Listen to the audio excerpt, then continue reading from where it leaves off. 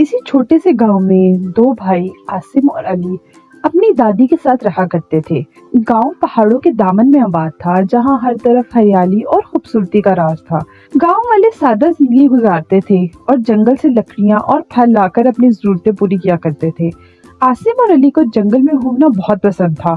वो अक्सर परिंदों की चहचहाहट सुनते, दरख्तों पर चढ़ते और मुख्तलिफ जड़ी बूटियां इकट्ठी करते।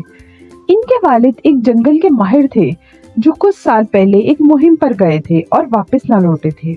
एक दिन आसिम और अली अपनी दादी की कहानियां सुन रहे थे। दादी ने बताया कि जंगल के सबसे ऊंचे पहाड़ पर एक नायाब परिंदा रहता है, जिसे जरी पंख कहा जाता है। ये परिंदा इतना खूबसूरत है कि जो इसे देख ले, इसकी हर ख्वाहिश पूरी हो जाती है। लेकिन वो परिंदा आसानी से दिखाई नहीं देता। इस तक पहुंचने के लिए हिम्मत, अक्ल और दोस्ती का सबूत देना पड़ता है।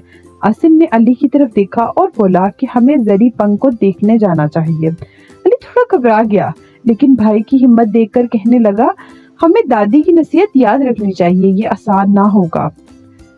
अगले दिन दोनों भाई सुबह सवेरे अपना सफर शुरू करते हैं। वो पानी की बोतल, कुछ खाने का सामान और दादी का दिया हुआ नक्शा साथ ले जाते हैं। जंगल में चलते हुए वो अजीबोगरीब आवाजें सुनते हैं, लेकिन खौफ को करीब नहीं आने देते। रास्ते में खरगोश इनके सामने आता है और मदद मांगता है। इनका पंजा एक कांटे में फंसा होता है। आसिम इसे फौरन आजाद करता है। खरगोश कहता है, तुम बहुत अच्छे हो, जब भी जरूरत हो मुझे आवाज दे देना। चलते चलते वो एक नदी के पास पहुंचते हैं, जो बहुत गहरी और तेज बहाव वाली होती है। पुल का कोई निशान नहीं होता। आसिम और अली उलझन में पड़ जाते हैं कि अचानक खरगोश आता है और कहता है, मेरे दोस्त, कछुआ में तुम्हारी मदद करेगा। कुछ ही देर में कछुआ आता है और दोनों भाइयों को अपनी पीठ पर बिठाकर नदी पार करवा देता है। अली कहता है, दोस्ती वाकई ही ताकत है। नदी पार करने के बाद इन्हें एक बड़ा सांप रास्ता रोके मिलता है। वो गुस्से में फनकार रहा होता है और कहता है, यहाँ से आगे सिर्फ वही जा सकता है जो मेरी पहेली का जवाब देगा।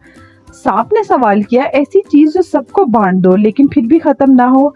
अली ने कुछ देर सोचा और बोला, मुस्कुराहट। सांप खुश हो गया और रास्ता दे दिया। बहुत मुश्किलों के बाद वो पहाड़ की चोटी पर पहुंच जाते हैं।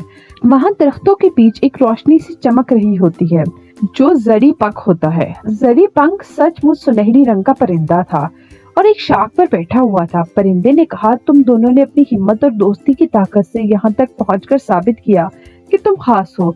बताओ तुम्हारी क्या ख्वाहिश है? आसिम और अली ने कहा, हम चाहते हैं कि हमारे गांव के लोग हमेशा खुश रहें और जंगल महफूज रहे। जरी पंख ने इनकी ख्वाहिश सुनकर कहा, तुम्हारी नेकी और बेगर्जी की वजह से ये जंगल हमेशा खुशहाल रहेगा और तुम्हारे गांव पर कभी कोई आफत नहीं आएगी।